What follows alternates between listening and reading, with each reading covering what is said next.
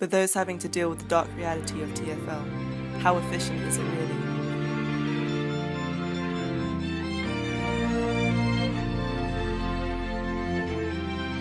In research conducted by Commuter, a company that allows Londoners to pay instalments for a year-long travel card, found that on average, at least 20% of the average Londoner income after tax is spent on a travel card each year. Oh, no.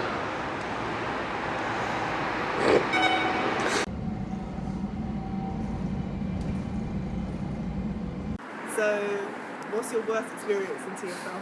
My worst experience on TfL? Oh, well, I mean, there's a mixture really. I mean, I've been held at red signals for about an hour, 2 hours. I've been stuck behind trains that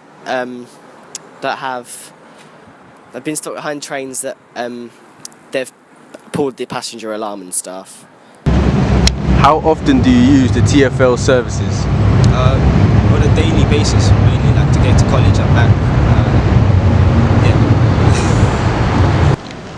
What bad experiences have you had using the TfL services? You know, like the train, buses. The buses, yeah. The TfL, the DLR, actually, you know, I'm not that wealthy, so, you know, I didn't have enough money to pay for my Oyster. Got onto the TfL DLR one time, in fact. Yeah, I was at, where was I at? I reached Bow Church, so I was going to Stratford. Not really far from my destination. Didn't need to be hassled, and then this guy came, bad breath, just that was probably part of the bad experience as well. He was just, you know, ticket, can you get off if you don't have it? I was kind of explaining my situation as well because, you know, I was at Canary Wharf and I asked them if I could come on because I didn't have money for an Oyster, and they said no, it's absolutely fine, yeah, just make sure you mention it to me when, mention it to the team leader, driver, whatever they're called, and then, you know, he started to get a bit tempered, and he was challenging me, to be honest with you, but, you know, I just thought, let me humble myself, let me get off the train, and then, you know, he just kept on going on with this attitude in front of everyone, kind of embarrassed me as well. I mean, he looked like I couldn't afford the TfL waiver. Made me look like I couldn't afford the TfL, but you know, he didn't need to do that to me, to be honest. He could have just let me bypass for another, you know, 1-2 stations. No, I was there at the destination, and he decided to basically ruin my journey, make me late for college. I think they just need to understand that some people cannot afford the TfL. They cannot afford to pay for journey sometimes. You know, 150 there and back every day.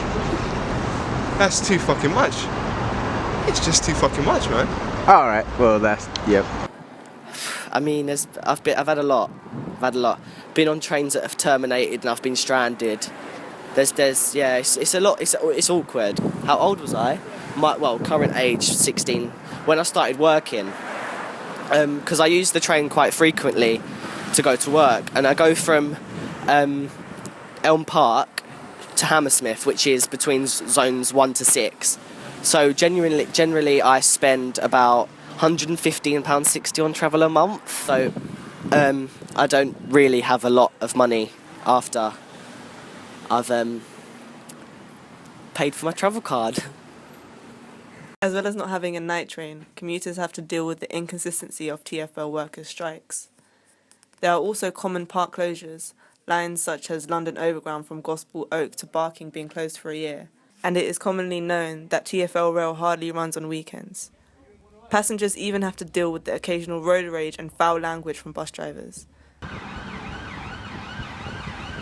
All you need in order to use the TfL services is an Oyster, a plastic smart card which can hold pay-as-you-go credit, travel cards, or bus and tram passes.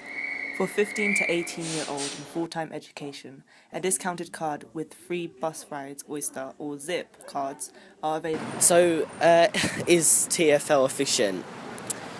Well, yeah and no, because, I mean, it gets you from A to B, really.